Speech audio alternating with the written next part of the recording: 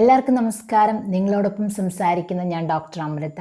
നമ്മളിന്ന് നോക്കാൻ പോകുന്നത് ഓൾ ഇന്ത്യ കൗൺസിലിങ്ങിൻ്റെ രജിസ്ട്രേഷൻ ഡെമോ വീഡിയോനെ പറ്റിയിട്ടാണ്.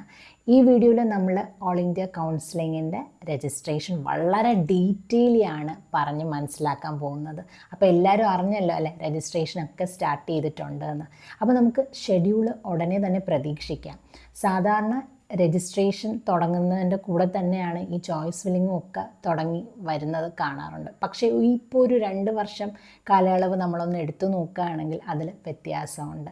കാരണം രജിസ്ട്രേഷൻ വന്നതിന് ശേഷമാണ് പിന്നെ ചോയ്സ് ഫില്ലിംഗ് നടക്കുന്നത്. അതിന് മുൻപ് തന്നെ ഒരു ഷെഡ്യൂളൊക്കെ വരും. അതോർത്ത് നിങ്ങൾ ഒരിക്കലും ടെൻഷൻ ആവണ്ട. ഷെഡ്യൂൾ വന്നതിന് ശേഷം തന്നെ രജിസ്ട്രേഷൻ അവർ പെട്ടെന്ന് നിർത്തത്തില്ല. ചോയ്സ് ഫില്ലിങ്ങിനോടൊപ്പം തന്നെ രജിസ്ട്രേഷനും ഒരു 2, 3, 4, 5 അല്ലെങ്കിൽ ഒരു 10 ദിവസം ചിലപ്പോൾ അങ്ങനെയും ഒരു എക്സ്റ്റൻഷൻ പോലെ അവർ തരാറുണ്ട്.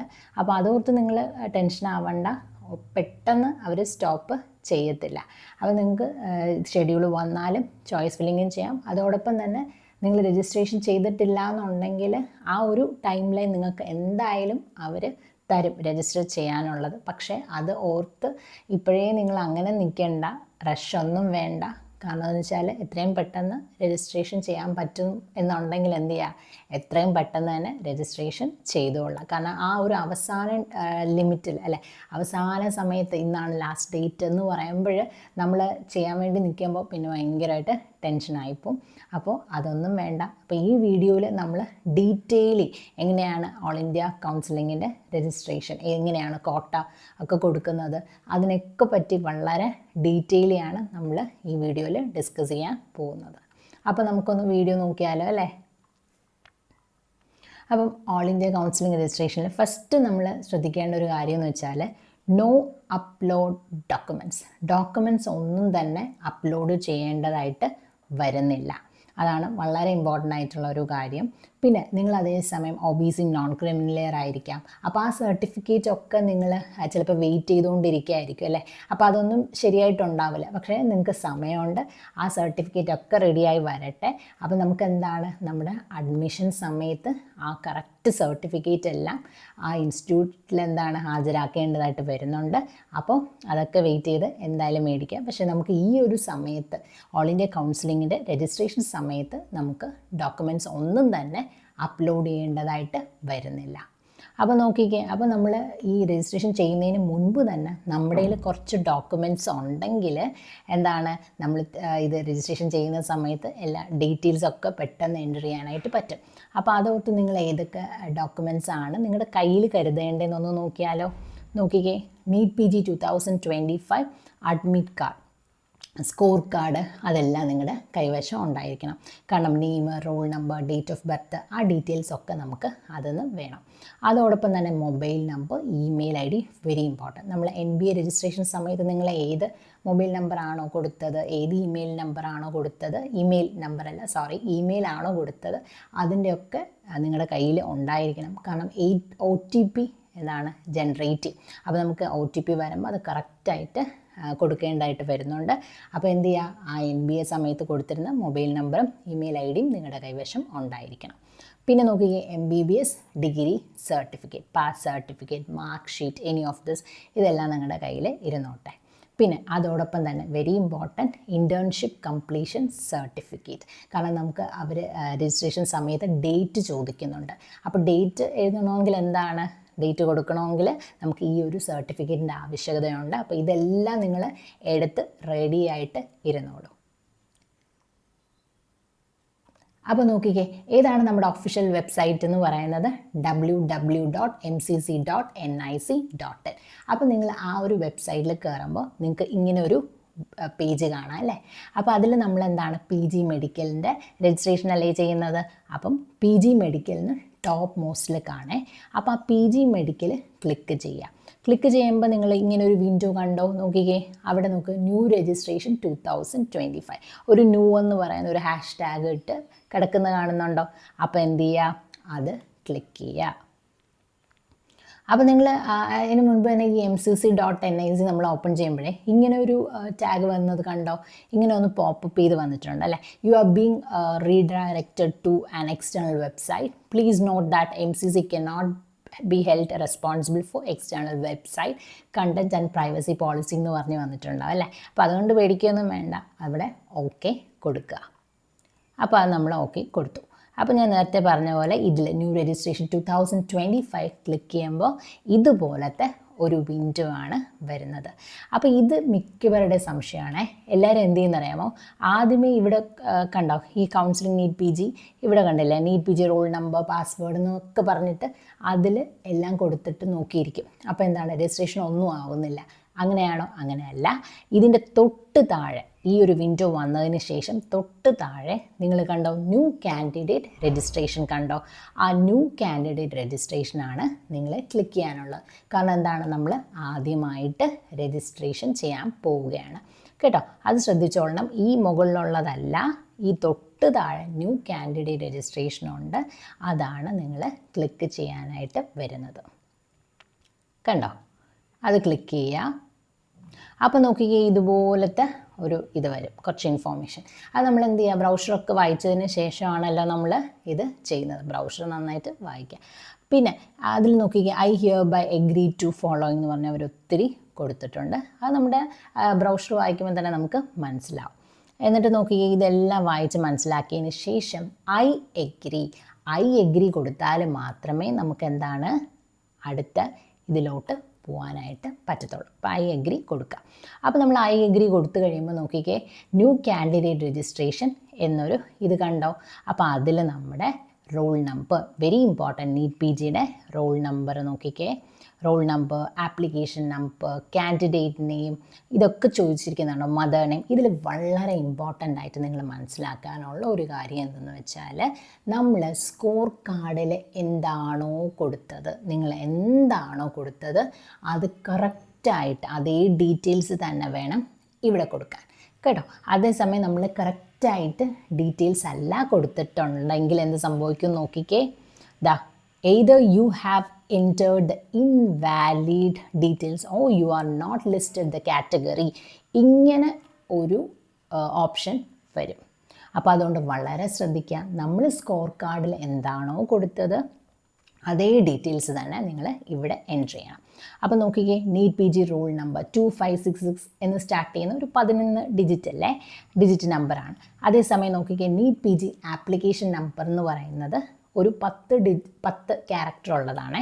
നോക്കിക്കേ ഇത് application number starting with P G എന്ന് പറഞ്ഞ് സ്റ്റാർട്ട് ചെയ്യുന്നത്.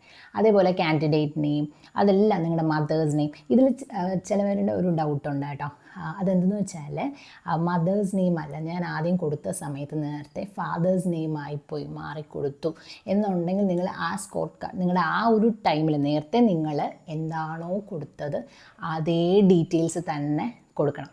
അതേസമയം ഇപ്പം ഞാൻ നേരത്തെ പറഞ്ഞതുപോലെ തന്നെ മദേഴ്സ് നെയിമിൻ്റെ കോളത്തിൽ ഫാദേഴ്സിൻ്റെ ആണ് നേരത്തെ നിങ്ങൾ പേര് കൊടുത്തതെന്നുണ്ടെങ്കിലും ഇവിടെയും അതുപോലെ കൊടുക്കണം.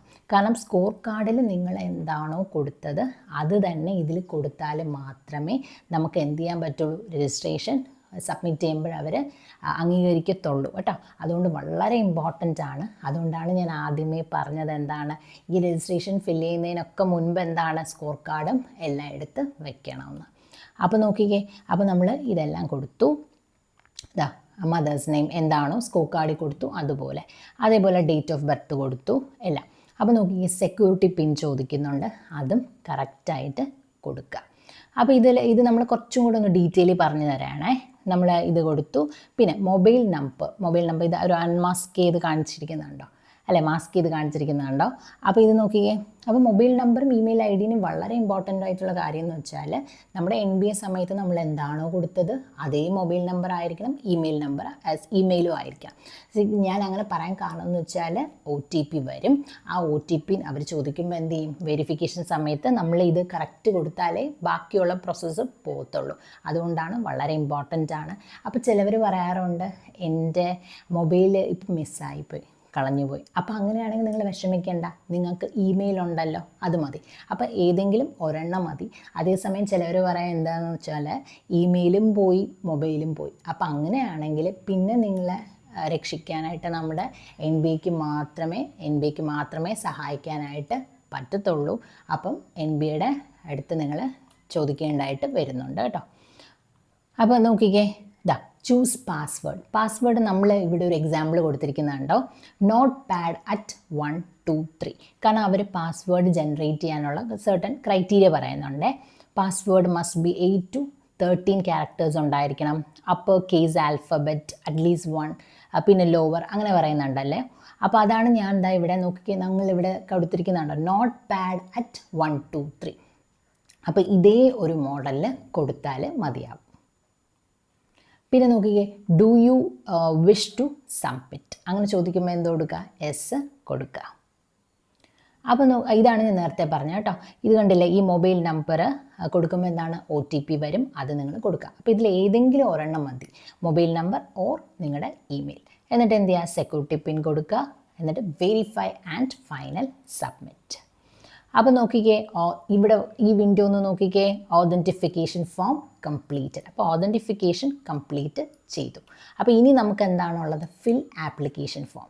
ഓക്കെ, അപ്പോൾ എന്താണ്, അപ്പോൾ നിങ്ങൾ ഇത്രയും ചെയ്തിട്ട് നിങ്ങൾക്ക് ഒന്നും കൂടെ കുറച്ച് സമയം കഴിഞ്ഞിട്ട് ചെയ്യാമെന്ന് പറഞ്ഞിരിക്കുകയാണെങ്കിൽ എന്താണ്, നിങ്ങൾക്ക് അങ്ങനെ ചെയ്യാം. കാരണം എന്താണ്, നിങ്ങൾ ഓൾറെഡി ഓതൻറ്റിഫിക്കേഷൻ ഫോം കംപ്ലീറ്റ് ചെയ്തു. അങ്ങനെയാണെങ്കിൽ നിങ്ങൾക്ക് ലോഗ് ഔട്ട് ചെയ്തിട്ട് നോക്കിക്കേ, വീണ്ടും കുറച്ച് കഴിഞ്ഞിട്ടാണ് നിങ്ങൾക്ക് ചെയ്യണമെന്നുണ്ടെങ്കിൽ ഇതുപോലെ അപ്പോൾ വരുമ്പോൾ എന്താണ്, വീണ്ടും ന്യൂ കാൻഡിഡേറ്റ് രജിസ്ട്രേഷൻ എന്നത് നിങ്ങൾ ചെയ്യേണ്ട. അതിന് പകരം നോക്കിക്കേ, കൗൺസിലിംഗ് ഇതാ കണ്ടോ, NEET PG roll number, password, ആ ഒരു വിൻഡോയിൽ ഇതെല്ലാം എൻ്റർ ചെയ്തിട്ട് നിങ്ങൾക്ക് കയറാവുന്നതാണ്. അപ്പോൾ നോക്കൂ, അപ്പോൾ എന്താണ് നിങ്ങൾ ഇതുവരെ ചെയ്തിരിക്കുന്നത് കാണിക്കും. ഓതൻറ്റിഫിക്കേഷൻ ഫോം കംപ്ലീറ്റഡ്, പിന്നെ ഉള്ളത് എന്താണ്, ആപ്ലിക്കേഷൻ ഫോം. അപ്പോൾ നമുക്ക് നോക്കാം അല്ലേ, എങ്ങനെയാണ് ആപ്ലിക്കേഷൻ ഫോം ചെയ്യേണ്ടതെന്ന് നോക്കാം. അപ്പോൾ നോക്കിക്കേ, ഫിൽ ആപ്ലിക്കേഷൻ ഫോം ക്ലിക്ക് ചെയ്യുക. അപ്പോൾ ഫിൽ ആപ്ലിക്കേഷൻ ഫോം ക്ലിക്ക് ചെയ്യുമ്പോൾ നോക്കിക്കേ, ഇതിൽ കണ്ടോ ജെൻഡർ ചോദിക്കുന്നുണ്ട്, അത് നിങ്ങൾക്ക് അറിയാമല്ലോ, മെയിൽ ഓർ ഫീമെയിൽ, അത് നമുക്ക് എന്താണെന്ന് വെച്ചാൽ കൊടുക്കാം. പിന്നെ ഇവിടെ ശ്രദ്ധിക്കേണ്ടത് നോക്കിക്കേ, നാഷണാലിറ്റി വെരി ഇമ്പോർട്ടൻറ്റ്. അത് എന്ന് പറയുമ്പോൾ ഇന്ത്യൻ. അപ്പം ഇന്ത്യൻ നേരത്തെ ഇന്ത്യൻ കൊടുത്തു, ഇപ്പോൾ NRI ആക്കണമെന്ന് വെച്ചാൽ ഇന്ത്യൻ ടു NRI പോസിബിൾ അല്ല, NRI ടു ഇന്ത്യൻ അത് പോസിബിൾ ആണ്. അതിലെന്തെങ്കിലും സംശയം ഉണ്ടെങ്കിൽ, അതിൽ സാധ്യതയുണ്ട്, എന്തെങ്കിലും സംശയം ഉണ്ടെങ്കിൽ ഞങ്ങളെ കോൺടാക്റ്റ് ചെയ്താൽ മതി. തീർച്ചയായും സൈനായിട്ടിന് നിങ്ങൾ സഹായിക്കാവുന്നതാണ്. അപ്പോൾ ഇത് നമ്മൾ ഡീറ്റെയിൽ നോക്കുകയാണ്. ജെൻഡർ എന്ന് പറയുന്നത് എന്താണ്, നമ്മൾ ഓൾറെഡി നേരത്തെ കൊടുത്തതല്ലേ, അത് നോട്ട് എഡിറ്റബിൾ ആണ്. അതുപോലെ തന്നെ നോക്കിക്കുക, നാഷണാലിറ്റി നോട്ട് എഡിറ്റബിൾ എന്ന് കാണിക്കുന്നത് എന്താണ്, അതാണ് ഞാൻ നേരത്തെ പറഞ്ഞത്. അപ്പോൾ നമ്മൾ ഇന്ത്യൻ എന്ന് കൊടുത്തു, അതിപ്പോൾ ഇന്ത്യൻ മാറ്റി NRI ആക്കണം എന്ന് വെച്ചാൽ അത് പോസിബിൾ അല്ല. അതേസമയം നോക്കിക്കേ, റിലീജിയൻ എന്ന് പറയുമ്പോൾ റിലീജിയൻ്റെ ഓപ്ഷൻ കൊടുക്കുമ്പോൾ എന്തൊക്കെ വരുന്നു നോക്കിക്കേ, ഹിന്ദുയിസം, ഇസ്ലാം, അങ്ങനെ ഏത് റിലീജിയൻ ആണെന്ന് വെച്ചാൽ നിങ്ങൾക്ക് ചൂസ് ചെയ്യാവുന്നതാണ്. ഇതിൽ ഇമ്പോർട്ടൻ്റ് ആയിട്ട് വരുന്നതെന്ന് വെച്ചാൽ മുസ്ലിം മൈനോറിറ്റി, ജെയിൻ മൈനോറിറ്റിക്കാണെങ്കിൽ റിസർവേഷൻ ഉണ്ട്. എവിടെ, ഡീംഡ് കോളേജിൽ മൈനോറിറ്റി സീറ്റ്. അപ്പോൾ അവർക്ക് അത് വളരെ ഇമ്പോർട്ടൻ്റ് ആണ്, അത് ശ്രദ്ധിച്ചോളണം കേട്ടോ. അതേപോലെ തന്നെ അത് കൊടുത്തു കഴിയുമ്പോൾ കാറ്റഗറി ഉണ്ടോ, OBC, നോൺ ക്രിമിലിയർ, ജനറൽ, അങ്ങനെ വരും. അപ്പോൾ ഏതാണെന്ന് വെച്ചാൽ നിങ്ങൾക്ക് കൊടുക്കാം. അപ്പോൾ എപ്പോഴും ശ്രദ്ധിക്കുക, നമുക്ക് OBCയുടെ ആ റിസർവേഷൻ കിട്ടണമെങ്കിൽ എന്താണ്, നമുക്ക് നോൺ ക്രിമിലിയർ സർട്ടിഫിക്കറ്റ് നമ്മുടെ കയ്യിൽ ഉണ്ടായിരിക്കണം, എങ്കിൽ മാത്രമേ നിങ്ങൾക്ക് ആ റിസർവേഷൻ്റെ ആനുകൂല്യം കിട്ടത്തുള്ളൂ. അതേസമയം ഇവിടെ ഒന്ന് നോക്കിക്കേ, ഏതൊക്കെയാണ് ഇപ്പം നമ്മളിപ്പോൾ നേരത്തെ അത് ഒത്തിരി പേരുടെ കൺഫ്യൂഷനാണ്.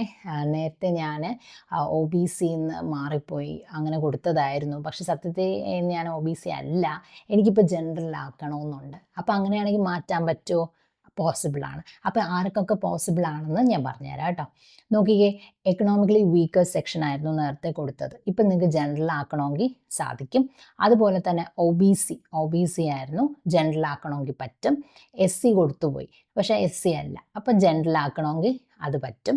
അതുപോലെ തന്നെ ST ആണ് നേരത്തെ കൊടുത്തത്, പക്ഷേ ST അല്ല. അങ്ങനെയാണെങ്കിൽ എന്ത് ചെയ്യണം, ഇപ്പം ജനറൽ ആക്കണമെങ്കിൽ അതും പറ്റും. അതേസമയം ഏതൊക്കെ പറ്റില്ല എന്ന് നോക്കിക്കേ, ജനറലാണ് നിങ്ങൾ കൊടുത്തത്, നേരത്തെ നിങ്ങൾ കൊടുത്തത് ജനറലാണ്. ഇപ്പം നിങ്ങൾക്ക് general to economically weaker section ആക്കണം, അല്ലെങ്കിൽ ജനറലിൽ നിന്ന് OBC ആക്കണം, ജനറലിൽ നിന്ന് SC ST ആക്കണം, അങ്ങനെ ഉദ്ദേശിക്കുന്നുണ്ടെങ്കിൽ അത് സാധ്യമല്ല. ഇതിൽ നിങ്ങൾ മനസ്സിലാക്കേണ്ട മറ്റൊരു കാര്യം എന്ന് വെച്ചാൽ, ഇപ്പോൾ ഇത് എലിജിബിൾ ആവുന്ന, അതായത് നമുക്ക് ഈ ഒരു കൗൺസിലിങ്ങിൽ രജിസ്ട്രേഷൻ ആർക്ക് പറ്റുമെന്ന് വെച്ചാൽ എന്താണ്, നമ്മൾ എലിജിബിൾ ആയിട്ടുള്ളവർക്ക് മാത്രമേ പറ്റുള്ളൂ. അതായത് ഒരു 50% എലിജിബിൾ അതിൻ്റെ ഒരു ലിസ്റ്റ് ഒരു സെപ്റ്റംബറിൽ തന്നെ നമ്മുടെ അതിൽ പബ്ലിഷ് ചെയ്തിട്ടുണ്ടായിരുന്നു ഏതൊക്കെയാണ് കാൻഡിഡേറ്റ്സ്, ഇത്രയും പേരാണ് എലിജിബിൾ ആയിട്ടുള്ളതെന്നുണ്ട്. അപ്പോൾ ഈ ഇത്രയും പേര് എലിജിബിൾ ആയിട്ടുള്ളവർക്ക് മാത്രമേ കൗൺസിലിങ്ങിൽ പാർട്ടിസിപ്പേറ്റ് ചെയ്യാൻ പറ്റത്തുള്ളൂ.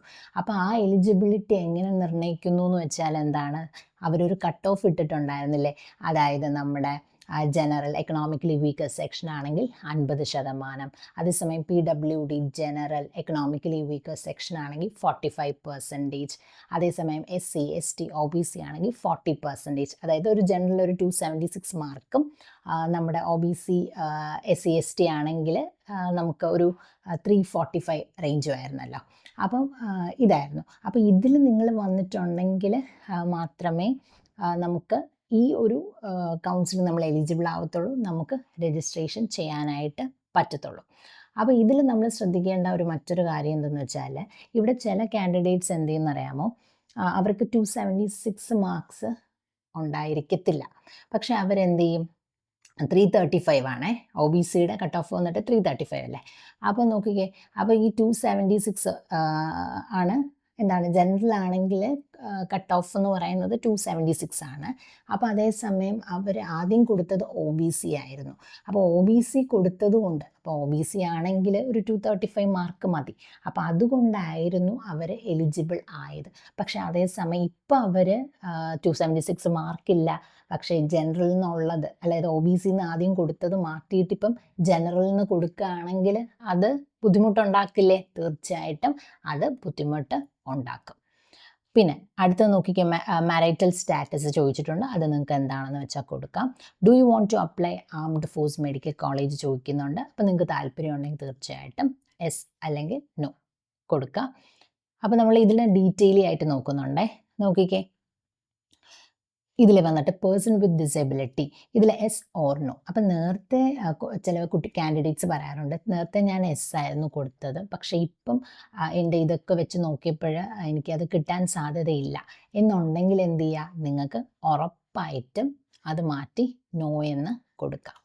അതേസമയം നോക്കിക്കേ, അത് നിങ്ങൾക്ക് അങ്ങനെ കൊടുക്കാവുന്നതാണ്. അപ്പം നേരത്തെ എസ് കൊടുത്തവർക്ക് നോ എന്ന് ഇപ്പോൾ കൊടുക്കാം. പിന്നെ ഈ ആംഡ് ഫോഴ്സ് മെഡിക്കൽ കോളേജിലെ armed force medical college do you want to apply ചോദിച്ചിട്ടുണ്ടല്ലോ, അതിൽ നമുക്ക് എസ് കൊടുക്കാം. എസ് കൊടുക്കണമെങ്കിൽ എസ് കൊടുക്കാം. അപ്പോൾ എസ് കൊടുത്താൽ ഇങ്ങനെ പ്രയോറിറ്റി കൊടുക്കും കേട്ടോ. Priority 1, priority 2, 3. പ്രയോറിറ്റി 1 എന്ന് പറയുന്നതാണ് eligible officers of the AFMS. Priority 2 foreign students sponsored by government. Priority 3 sponsored by paramilitary forces. Priority 4 ex-service AFMC officers. Priority 5 civilian doctors willing to serve. അപ്പോൾ mainly civilian doctors ഒക്കെ ആണെങ്കിൽ priority number 5. പിന്നെ ഞാൻ നേരത്തെ ഒരു കാര്യം വിട്ടുപോയിട്ടുണ്ടായിരുന്നു. പിന്നെ ശ്രദ്ധിക്കാനുള്ളൊരു കാര്യം എന്ന് വെച്ചാൽ, നമ്മൾ ഞാൻ നേരത്തെ പറഞ്ഞില്ലേ, സ്കോർ കാർഡിലുള്ള കറക്റ്റ് ഡീറ്റെയിൽസ് തന്നെ കൊടുക്കണമെന്ന് പറഞ്ഞു. അപ്പോൾ സ്കോർ കാർഡിലുള്ള കറക്റ്റ് ഡീറ്റെയിൽസ് കൊടുത്തില്ലെങ്കിലാണ് എന്താണ്, ഞാൻ നേരത്തെ പറഞ്ഞു ഇൻവാലിഡ് ഇൻഫോർമേഷൻ എന്ന് പറഞ്ഞ് ഒരു മെസ്സേജ് പോപ്പപ്പ് ചെയ്ത് വരുമെന്ന് ഞാൻ പറഞ്ഞല്ലോ. അപ്പോൾ അത് നിങ്ങൾ ശ്രദ്ധിക്കുക. കാരണം എന്ന് വെച്ചാൽ നിങ്ങൾ ആ സ്കോർ കാർഡിലുള്ള കറക്റ്റ് കൊടുത്തില്ലെങ്കിലാണ് വരുന്നത്. അപ്പോൾ ഞാൻ നേരത്തെ പറഞ്ഞു ഒരു ലിസ്റ്റ് ഓഫ് കാൻഡിഡേറ്റ്സ് ആ സെപ്റ്റംബർ സമയത്ത് 50% ഓൾ ഇന്ത്യ കോട്ടയിൽ യോഗ്യരായവരുടെ നെയിംസിൻ്റെ ഒരു ലിസ്റ്റ് അവർ പബ്ലിഷ് ചെയ്യുമെന്ന് പറഞ്ഞല്ലോ. അപ്പോൾ അതിൽ നിങ്ങൾ ഉറപ്പായിട്ടും ഉണ്ട്, അതിലുണ്ട്, വേറെ ഒരു പ്രശ്നമില്ല. പിന്നെ ഒരുപാട് പേര് ടെലിഗ്രാമിൽ പറയാറുള്ളത് എന്തെന്ന് വെച്ചാൽ, അത് MCCയുടെ മിസ്റ്റേക്കാണ്, എനിക്ക് കയറാൻ പറ്റുന്നില്ല, എനിക്കിങ്ങനെ മെസ്സേജ് വന്നുകൊണ്ടിരിക്കുന്നു. അപ്പം നിങ്ങൾ MCCനെ ഇങ്ങനെ കുറ്റം പറഞ്ഞ് സമയം കളയരുത്. തീർച്ചയായിട്ടും നിങ്ങൾ നന്നായിട്ട് സ്കോർ കാർഡ് നോക്കുക, അതിൽ എന്തെങ്കിലും ഒരു മിസ്റ്റേക്ക് കാണും. അത് നമ്മുടെ ഭാഗത്തുള്ള മിസ്റ്റേക്ക് കൊണ്ടാണ് ഈ പോപ്പപ്പ് ചെയ്ത് ഇങ്ങനെ ഒരു ഇൻവാലിഡ് എന്ന് പറയുന്ന ഒരു മെസ്സേജ് വരുന്നത്. അതുകൊണ്ടാണ് നമ്മൾ ഇത്രയും ഡീറ്റെയിലി ആയിട്ട് നിങ്ങൾക്ക് പറഞ്ഞ് മനസ്സിലാക്കി തരുന്നത് കേട്ടോ. അപ്പം നമുക്ക് തിരിച്ചു വരാം. അത് ഞാനൊന്ന് സൂചിപ്പിച്ചു എന്നേ ഉള്ളൂ. അപ്പോൾ നോക്കിക്കേ, അപ്പോൾ നമ്മൾ ഏതാണ് AFMC കൊടുത്താൽ നമുക്ക് പ്രയോറിറ്റി കൊടുക്കണം. പ്രയോറിറ്റി 5 ആണ് സിവിലിയൻ ഡോക്ടേഴ്സ്. പിന്നെ അടുത്ത് നോക്കിക്കേ, fill application form, bank account details, very very important. കാരണം എന്താണെന്ന് വെച്ചാൽ നോക്കിക്കേ, ഇവിടെ name of the account holder, ഏതാണ് അക്കൗണ്ട് നമ്പർ, അത് നിങ്ങളുടെ ഏതാണോ IFSC കോഡ്, ഏത് ബാങ്ക് നെയിമാണ്. പിന്നെ അക്കൗണ്ട് നമ്പർ ഒക്കെ കൊടുക്കുമ്പോൾ എന്താണ് ശ്രദ്ധിച്ച് ഓരോ നമ്പേഴ്സ് നോക്കി വേണം കൊടുക്കാൻ. കാരണം വെച്ചാൽ പിന്നെ നിങ്ങൾക്ക് റീഫണ്ട് കിട്ടേണ്ട സമയത്ത് ഏതാണോ ഇത് കൊടുത്തിരിക്കുന്നത് അതിലാണ് നമുക്ക് റീഫണ്ട് കിട്ടുന്നത്. അപ്പോൾ നിങ്ങളിപ്പോൾ സപ്പോസ് നിങ്ങളുടെ ഫ്രണ്ടിൻ്റെതാണ് കൊടുത്തതെന്ന് വെച്ചോ, അങ്ങനെയാണെങ്കിൽ പിന്നെ റീഫണ്ടിൻ്റെ സമയത്ത് ഫ്രണ്ടിനായിരിക്കും കിട്ടുന്നത്. അതുപോലെ തന്നെ ചിലവർ കമ്പ്യൂട്ടർ സെൻറ്റേഴ്സിൽ പോയിട്ട് അവരുടേതായിരിക്കും കൊടുക്കുന്നത്. അപ്പോൾ എന്താണ്, റീഫണ്ട് വരുമ്പോൾ പൈസ ക്രെഡിറ്റ് ആവുന്നത് അവർക്കായിരിക്കും. അപ്പോൾ അതുകൊണ്ട് നിങ്ങൾ വളരെ ശ്രദ്ധിച്ച് വേണം ഈ കാര്യങ്ങൾ നോക്കാനുള്ളത്. നോക്കിക്കേ, ഇപ്പം ചിലവർ cancelled upload cancelled cheque of leaf കോപ്പിയാണ് കൊടുക്കുന്നത്, അല്ലെങ്കിൽ പാസ്പോർട്ടിൻ്റെ തന്നെ ഫ്രണ്ട് പേജിൻ്റെ ആവശ്യകതയും വരുന്നുള്ളൂ. അപ്പോൾ അങ്ങനെയാണെങ്കിൽ അത് അറ്റാച്ച് ചെയ്യാനായിട്ട് ഒരു ചൂസ് ഫയൽ എന്ന് കാണുന്നുണ്ടോ, അതിൽ നിങ്ങൾ ക്ലിക്ക് ചെയ്താൽ അത് അറ്റാച്ച് ചെയ്യാവുന്നതാണ്. കണ്ടോ, ഇതാണ് അവർ കാണിക്കുന്നത്. അത് കറക്റ്റായിട്ട് ഈ ഡീറ്റെയിൽസ് ഒക്കെ കൊടുക്കണമെന്നാണ്. എന്നിട്ട് എന്ത് ചെയ്യുക, സേവ് ആൻഡ് നെക്സ്റ്റ് ഓപ്ഷൻ കൊടുക്കുക. അപ്പോൾ നോക്കിക്കേ, അടുത്തത് വരുന്നതാണ് ഫിൽ ക്വാളിഫിക്കേഷൻ ഡീറ്റെയിൽസ്. അപ്പോൾ അതെന്താണ്, നമ്മുടെ MBBSൻ്റെ ഡീറ്റെയിൽസ് ആണ് ചോദിച്ചിരിക്കുന്നത്. അപ്പോൾ നോക്കിക്കേ, പാസിംഗ് സ്റ്റാറ്റസ് കൊടുത്തിട്ടുണ്ട്. അപ്പോൾ പാസിംഗ് സ്റ്റാറ്റസ് പാസ്റ്റ് അത് കൊടുക്കാം. പിന്നെ പാസിംഗ് ഇയർ, വെരി ഇമ്പോർട്ടൻറ്റ്, അവർ ചോദിച്ചിരിക്കുന്ന ഏതാണ്, ഏത് കൊല്ലമാണ് പാസ്സായത്, അത് നമ്മുടെ സർട്ടിഫിക്കറ്റിൽ തന്നെ ഉണ്ട്, അത് കറക്റ്റായിട്ട് കൊടുക്കാം. പിന്നെ വളരെ ഇമ്പോർട്ടൻ്റ് ആയിട്ടുള്ളൊരു കാര്യമാണ് ഈ എൻറോൾമെൻറ്റ് നമ്പർ. അത് ഒത്തിരി പേരുടെ കൺഫ്യൂഷനാണ്.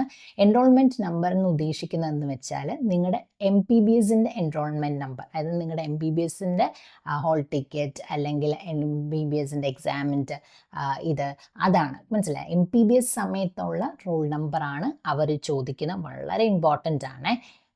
അത് മീൻസ് നിങ്ങൾ ടെൻഷൻ ആവാതിരിക്കാനാണ്. അത് ആ ഒരു സമയത്ത് എല്ലാവരുടെയും കൺഫ്യൂഷനാണ്, അത് ഏതായിരിക്കും എന്നൊക്കെ പറഞ്ഞിട്ട് പാനിക് ആവാറുണ്ട്. അതിൻ്റെ ഒന്നും ഒരു ആവശ്യമില്ല. നിങ്ങൾ മനസ്സിലാക്കി വെക്കുക, നിങ്ങളുടെ MBBSൻ്റെ ഹോൾ ടിക്കറ്റ് MBBSൻ്റെ ഡീറ്റെയിലാണ്, അതാണ് അവർ ചോദിക്കുന്നത്. പിന്നെ ഏതാണ്, യൂണിവേഴ്സിറ്റി ഓർ കോളേജ്. ഇവിടെ കണ്ടോ കുറച്ച് കോളേജസ് ഒക്കെ കാണാം. അപ്പോൾ ഇത് കാണുമ്പോൾ ഒത്തിരി പേര് പാനിക് ആവാറുണ്ട്, അയ്യോ എൻ്റെതില്ല.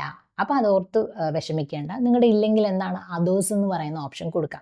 ഇവരിത് ഉദ്ദേശിക്കുന്നത് നോക്കി, അലിഗഡ് മുസ്ലിം യൂണിവേഴ്സിറ്റി അങ്ങനെ ഒത്തിരി കൊടുക്കുന്നില്ലേ, ബനാറസ്, ഇത് അവർ ഉദ്ദേശിക്കുന്നതെന്ന് വെച്ചാൽ ഇതിൽ ഏതെങ്കിലും ഒരു യൂണിവേഴ്സിറ്റിയിലാണെങ്കിൽ അങ്ങനെയുള്ള കാൻഡിഡേറ്റ്സിന് ഇന്റേണൽ കോട്ടയും പ്ലസ് ഓൾ ഇന്ത്യ കോട്ടയും കിട്ടും. അപ്പോൾ നിങ്ങൾക്ക് ഇതിൽ പാർട്ടിസിപ്പേറ്റ് ചെയ്യാൻ പറ്റുമെന്ന് വെച്ചാൽ 50% നമ്മുടെ ഓൾ ഇന്ത്യ കോട്ടയിലും വരും. അതേസമയം ഇതിൽ ഏതെങ്കിലും യൂണിവേഴ്സിറ്റിയിലുള്ളവരാണോ നിങ്ങൾ എങ്കിൽ എന്താണ്, ഇന്റേണൽ കോട്ട സീറ്റും ഓൾ ഇന്ത്യ കോട്ട പോരാതെ ഇന്റേണൽ കോട്ടയ്ക്കും നിങ്ങൾക്ക് ആനുകൂല്യം കിട്ടും. അതിനു വേണ്ടിയാണ് ഇങ്ങനെ കൊടുത്തിരിക്കുന്നത് കേട്ടോ. എന്നിട്ട് ഇതെല്ലാം കൊടുത്തിട്ട് എന്ത് ചെയ്യുക, സേവ് ആൻഡ് നെക്സ്റ്റ് കൊടുക്കുക. അതാണ് വീണ്ടും കാണിച്ചിരിക്കുന്നത്, ഏത് യൂണിവേഴ്സിറ്റി, സേവ് ആൻഡ് നെക്സ്റ്റ് കൊടുക്കുക. പിന്നെ എന്തെങ്കിലും നിങ്ങൾക്ക് എഡിറ്റ് ചെയ്യാനുണ്ടെങ്കിൽ ഈ പ്രീവിയസിൽ ക്ലിക്ക് ചെയ്യുക, എന്നിട്ട് നിങ്ങൾക്ക് എഡിറ്റ് ചെയ്യാവുന്നതാണ്. അപ്പോൾ നമ്മൾ സേവ് ആൻഡ് നെക്സ്റ്റ് കൊടുത്തു. ഇനി അടുത്ത് നോക്കിക്കേ, ഫിൽ ഇൻറ്റേൺഷിപ്പ് ഡീറ്റെയിൽസ് ആണ് വരുന്നത്, കാണുന്നുണ്ടോ. അപ്പോൾ അതിൽ വന്നിട്ട് നോക്കി, instruction four internship, very very important. ഇതിൽ വന്നിട്ട് അവർ നോക്കിക്കേ, have you completed or pursuing internship ചോദിച്ചിട്ടുണ്ട്. ഇതിൽ കണ്ടോ ഒരു 365 days ഓർ മോറാണ് ആവശ്യം. ഇതിൽ വന്നിട്ട് 31st July 2025 on or before 31st July 2025 അത് ഉണ്ടായിരിക്കണം കേട്ടോ. അല്ലെങ്കിൽ അങ്ങനെ അല്ല എന്നുണ്ടെങ്കിൽ അവർ എലിജിബിൾ ആക്കത്തില്ല. ഇതാണ് 30 ഓൺ ഓർ ബിഫോർ, അതിന് മുൻപോ 31st July 2025, ആ ഒരു 365 ആ ദിവസത്തിൻ്റെ അത് കൂടുതൽ. അപ്പോൾ അതാണ് അവർ നോക്കുന്നത് കേട്ടോ. പിന്നെ ഹാവ് യു കംപ്ലീറ്റഡ് ആണ് അത് ചോദിക്കുമ്പോൾ എന്താണ്, നമ്മൾ അല്ല have you completed or pursuing, അതെന്താണെന്ന് വെച്ചാൽ യെസ് ആണെങ്കിൽ യെസ്, നോ ആണെങ്കിൽ നോ, അങ്ങനെ കൊടുക്കാം. ഇപ്പം അത് നോക്കിക്കേ, ഇപ്പം നോ ആണ്. അപ്പോൾ ഇവർ ഈ പറയുന്ന ഈ 31st July 2025 പറയുന്നത്. പക്ഷേ നിങ്ങൾ എന്ത് ചെയ്തു, അതല്ല, ഓൺ ഓർ ബിഫോർ അല്ല എന്നുണ്ടെങ്കിൽ അവരെന്ത് ചെയ്യാൻ സമ്മതിക്കത്തില്ല. അങ്ങനെയാണെങ്കിൽ നോക്കിക്കേ, you are not allowed to complete the registration, ഇങ്ങനെ ഒരു മെസ്സേജാണ് വരുന്നത്. അടുത്ത നോക്കിക്കേ, ഇതിൽ ഏതാണ് അവർ ചോദിച്ചിട്ടുണ്ട്, ഇൻസ്റ്റിറ്റ്യൂഷൻ നെയിം, അഡ്രസ്സ്, അത് നിങ്ങൾക്ക് കൊടുക്കാം. പിന്നെ institution start date, completion date, അതെല്ലാം ആ ഒരു സർട്ടിഫിക്കറ്റിൽ കാണും. പിന്നെ ചിലവരുടെ ഒരു കൺഫ്യൂഷനാണ്, ഞാൻ 2 സ്ഥലത്ത് ഇൻസ്റ്റിറ്റ്യൂഷനിൽ ഞാൻ ഇൻറ്റേൺഷിപ്പ് ചെയ്തിട്ടുണ്ടായിരുന്നു. അപ്പോൾ അങ്ങനെയാണെങ്കിൽ ഞാൻ ഏതിൻ്റെതാണ് വെക്കേണ്ടത്, നിങ്ങളുടെ അവസാനത്തുമായി നിങ്ങൾ ചെയ്തിട്ടുള്ള ഏതാണെന്ന് വെച്ചാൽ അതിൻ്റെ ഒരെണ്ണം കൊടുത്താൽ മതിയാവും. അത് ഓർത്ത് ടെൻഷൻ ആവേണ്ട ഒരു കാര്യം ഇല്ല. അടുത്ത നോക്കിക്കേ, അതാണ് കേട്ടോ ഇവിടെ എഴുതിയിട്ടുള്ളത്. If CRRI certificate has different dates from actual internship not an issue, enters in certificate, ഏതാണ് സർട്ടിഫിക്കറ്റിലുള്ള അതുപോലെ കൊടുക്കുക. പിന്നെ college name entered instead of institute name, അതായത് ചിലവർ ഇൻസ്റ്റിറ്റ്യൂട്ടിന് പകരം കോളേജിൻ്റെ പേര് കൊടുക്കാറുണ്ട്, അങ്ങനെ സംഭവിച്ചിട്ടുണ്ടെങ്കിലും പ്രശ്നമില്ല. പിന്നെ നോക്കിക്കേ, അതാണ് ഞാൻ പറഞ്ഞത് CRR ഇൻ 2 ഇൻസ്റ്റിറ്റ്യൂട്ട്, 2 ഇൻസ്റ്റിറ്റ്യൂട്ടിലാണ് നിങ്ങൾ CRR ചെയ്തിട്ടുണ്ടെങ്കിൽ എൻ്റെ ബോത്ത് 2 പറ്റുമെങ്കിൽ അങ്ങനെ ചെയ്യാം, ഇല്ലെങ്കിൽ ഏതാണോ അവസാനത്തേതായിട്ടുള്ളത് ഏതെങ്കിലും ഒരെണ്ണം തന്നെ ധാരാളം. എന്നിട്ട് ഇതെല്ലാം കൊടുത്തിട്ട് എന്ത് ചെയ്യുക, സേവ് ആൻഡ് നെക്സ്റ്റ് ഓപ്ഷൻ കൊടുക്കുക. അടുത്തതാണ് വളരെ ഇമ്പോർട്ടൻ്റ് ആയിട്ടുള്ളത് നമ്മുടെ കോട്ട കൊടുക്കുന്ന. ഇതാണ് നമ്മൾ ഏറ്റവും ഇപ്പം ചെയ്തതിൽ ഏറ്റവും കൂടുതൽ ഇമ്പോർട്ടൻസ് കൊടുക്കേണ്ടത്. കാരണം നോക്കിക്കേ, ഓൾ ഇന്ത്യ കോട്ടയുണ്ട്, ഡീംഡ് യൂണിവേഴ്സിറ്റി ഉണ്ട്, FMC ഉണ്ട്, NBMS ഉണ്ട്. Very important. ഓൾ ഇന്ത്യ കോട്ട എന്ന് പറയുമ്പോൾ നമ്മുടെ 50% സീറ്റ് മെഡിക്കൽ കോളേജുകളിലുള്ള MDMS സീറ്റുകളാണ് കേട്ടോ. അപ്പോൾ ഓൾ ഇന്ത്യ കോട്ടയ്ക്ക് നിങ്ങൾ ക്ലിക്ക് ചെയ്യുക. പിന്നെ അതേസമയം ഡീംഡ് യൂണിവേഴ്സിറ്റി നോക്കുന്നുണ്ടെങ്കിൽ അതെല്ലാം ഇപ്പം തന്നെ നോക്കുക.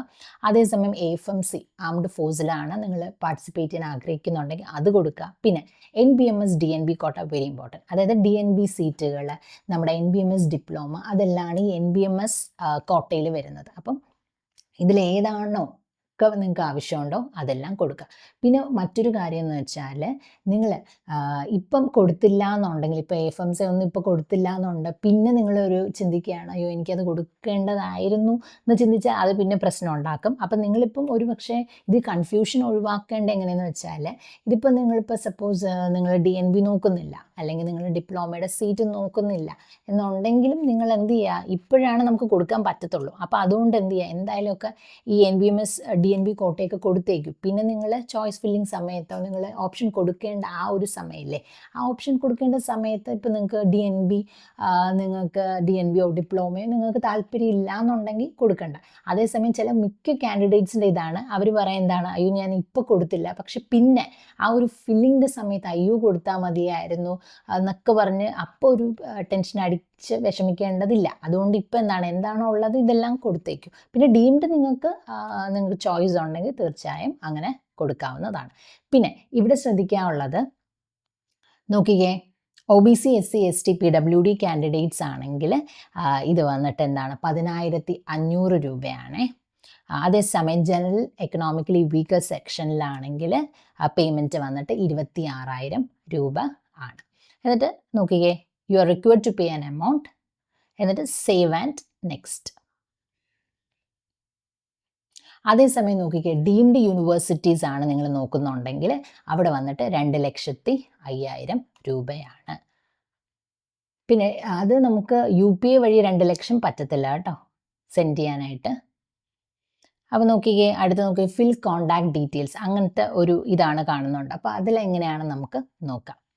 അതിൽ വന്നിട്ട് ഈ കറസ്പോണ്ടൻസ് ഇവർ അഡ്രസ്സ് ചോദിച്ചിട്ടുണ്ട്. അപ്പോൾ അഡ്രസ്സ് ഇതൊന്നും ഓർത്ത് ടെൻഷൻ ആവണ്ട, കാരണം അവർ മെയിൽ അയക്കാനോ പോസ്റ്റ് അയക്കാനോ ഒന്നും പോകുന്നില്ല. നിങ്ങളിപ്പോൾ കറണ്ട് ആയിട്ടുള്ള അഡ്രസ്സ് എന്താണോ അത് തന്നെ കൊടുക്കുക. അപ്പോൾ ഒത്തിരി പേര് ചോദിക്കാറുണ്ട്, എൻ്റെ ആധാറിൽ വേറൊരു അഡ്രസ്സാണ്, പിന്നെ ഞാനിപ്പോൾ താമസിക്കുന്ന മറ്റൊരിടത്താണ്, അവിടെയും വേറെ അഡ്രസ്സാണ്, അപ്പോൾ എന്ത് ചെയ്യും, അതിൽ പ്രശ്നമുണ്ട്. ആധാറിലെ അഡ്രസ്സാണ് നിങ്ങൾക്ക് ആധാർ കൊടുക്കാം, അതെല്ലാം നിങ്ങളിപ്പം താമസിക്കുന്നതാണെങ്കിൽ അത് കൊടുക്കാം. അപ്പോൾ അതിലൊന്നും വിഷമിക്കേണ്ടതായിട്ടില്ല, അതിലൊന്നും വലിയ പ്രശ്നം വരുന്നില്ല കേട്ടോ.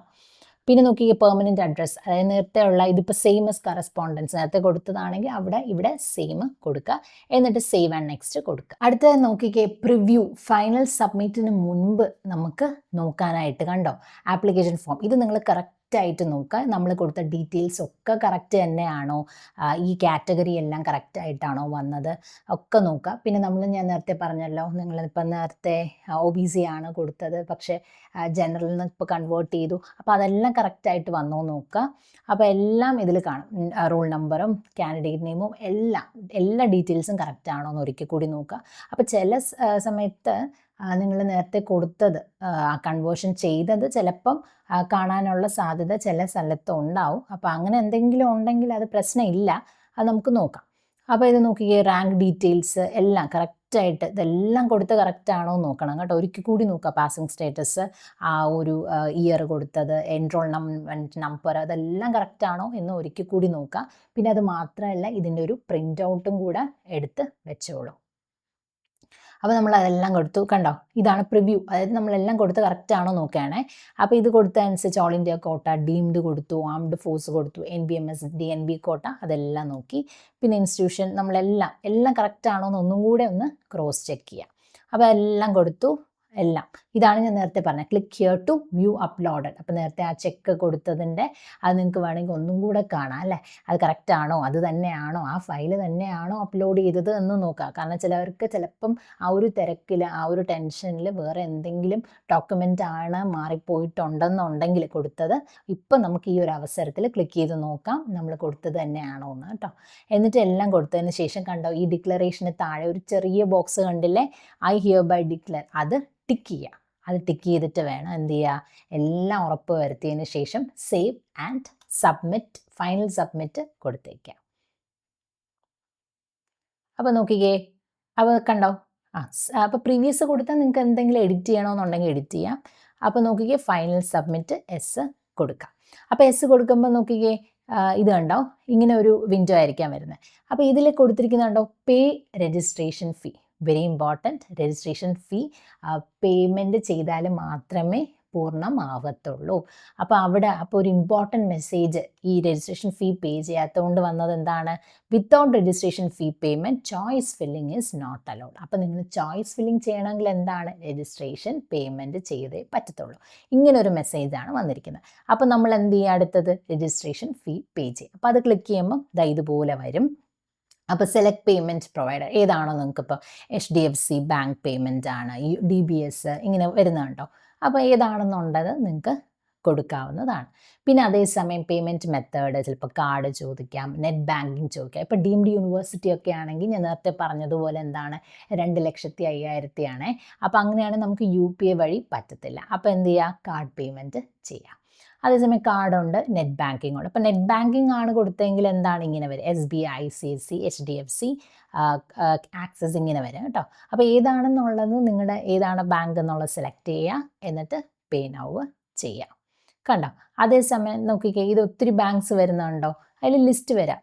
നിങ്ങളുടെ ബാങ്ക് ഏതാണെന്ന് വെച്ചാൽ നിങ്ങൾക്ക് സെലക്ട് ചെയ്യാനുള്ള ഓപ്ഷൻ ഉണ്ട്. എന്നിട്ട് പേ നൗ കൊടുക്കുക. അപ്പോൾ എന്താണ്, കസ്റ്റമർ ID എല്ലാ ഡീറ്റെയിൽസ് വരാം, transaction number, transaction amount, very very important. ഇത് എന്ത് ചെയ്യുക, ഇത് ഒരു സ്ക്രീൻഷോട്ട് എടുത്ത് സൂക്ഷിച്ച് വെക്കുക, നമുക്ക് എപ്പോഴും ആവശ്യം വരും. അപ്പോൾ എന്നിട്ട് നിങ്ങളുടെ ട്രാൻസാക്ഷൻ ഓക്കെ ആകുമ്പോൾ വരും എന്താണ്, your transaction has been completed successfully. If transaction is not successful, wait for a day or two, else repay. Earlier amount will be refunded. ഇവിടെ ഉദ്ദേശിക്കുന്നതെന്ന് വെച്ചാൽ, ഇപ്പോൾ ട്രാൻസാക്ഷൻ്റെ സമയത്ത് എന്തെങ്കിലും ഒരു ഇഷ്യൂ വന്നു, നിങ്ങളുടെ ആയിട്ടില്ല എന്നുണ്ട്, നിങ്ങളുടെ ചിലപ്പോൾ പൈസ പോയിട്ടുണ്ടാവും. അപ്പോൾ അങ്ങനെയാണെങ്കിൽ നിങ്ങളൊന്ന് റീഫണ്ട് നിങ്ങൾക്ക് വെയിറ്റ് ചെയ്യാം. ഇപ്പോൾ നമ്മളിപ്പോൾ വലിയ തുകയൊക്കെ ആണെങ്കിൽ എന്താണ്, ഇപ്പോൾ നമ്മുടെ ഇപ്പോൾ ഒരു സപ്പോസ് വന്നിട്ട് ലാസ്റ്റ് രജിസ്ട്രേഷൻ്റെ ലാസ്റ്റ് ഡേറ്റിന് എന്ന് വെച്ചാൽ ലാസ്റ്റ് ഡേറ്റ് വരെ നിങ്ങൾ വെയിറ്റ് ചെയ്ത് അങ്ങനെ ഇരിക്കില്ല. അതിന് തൊട്ട് മുൻപ് തന്നെ 2-3 ദിവസം രജിസ്ട്രേഷൻ അവസാനിക്കുന്നതിന് മുൻപ് തന്നെ ഒന്ന് വെയിറ്റ് ചെയ്ത് നോക്കുക. അപ്പോൾ അതേസമയം ഇത് റീഫണ്ട് വരാനുള്ള സാധ്യതയുണ്ട്. അതേസമയം വന്നിട്ടില്ല എന്നുണ്ടെങ്കിൽ എന്താണ്, എന്തായാലും നിങ്ങൾക്കത് റീഫണ്ട് എപ്പോഴായാലും നിങ്ങൾക്ക് കിട്ടിക്കോളും. അപ്പോൾ അതോർത്ത് നിങ്ങൾ പാനിക് ആവണ്ട, അതെന്തായാലും വരും. മെയിൻലി നവംബർ ആ ഒരു സമയത്തൊക്കെ കിട്ടാൻ സാധ്യതയുണ്ട്. അപ്പം അതോർത്ത് നിങ്ങൾ ടെൻഷൻ ആവേണ്ട. നമുക്കിപ്പോൾ ഏറ്റവും ഇമ്പോർട്ടൻ്റ് എന്താണ്, നമുക്കൊരു PG സീറ്റ് കിട്ടണം. അപ്പോൾ നമ്മൾ വളരെ കഷ്ടപ്പെട്ട് പഠിച്ച് റാങ്ക് കിട്ടിയിട്ടാണ് ഇപ്പോൾ ഈ രജിസ്ട്രേഷനിൽ പങ്കെടുക്കുന്നത് അല്ലേ. അപ്പോൾ അതുകൊണ്ട് തന്നെ നമ്മുടെ ഇപ്പോൾ പൈസ ഇപ്പോൾ എന്തെങ്കിലും ഒരു ഇഷ്യൂ പറ്റിയിട്ടുണ്ടെങ്കിൽ തീർച്ചയായിട്ടും ഇവർ റീഫണ്ട് ചെയ്ത് നമുക്ക് എന്നായാലും കിട്ടും. അപ്പോൾ അതോർത്ത് നിങ്ങൾ വെറീഡ് ആവണ്ട. നിങ്ങൾ എന്ത് ചെയ്യുക, അങ്ങനെ എന്തെങ്കിലും ഉണ്ടെങ്കിൽ ഒരിക്കൽ കൂടി ചെയ്യേണ്ടതായിട്ട് വരുന്നുണ്ട്. അപ്പോൾ പൈസ പോയെന്ന് ഓർക്കണ്ട, ഒരു പക്ഷേ ട്രാൻസാക്ഷനിൽ ഇഷ്യൂ വന്നിട്ടുണ്ടെങ്കിൽ എന്താണ്, പിന്നെ നിങ്ങൾക്ക് ഉറപ്പായിട്ട് കിട്ടും. എന്നിട്ട് അടുത്ത് നോക്കിക്കേ, completion wait for choice filling. അപ്പോൾ വെരി ഇമ്പോർട്ടൻറ്റ്. അപ്പോൾ നമ്മൾ എന്ത് ചെയ്തു, പേയ്മെൻറ്റ് എല്ലാം സക്സസ്ഫുള്ളായി കഴിഞ്ഞു.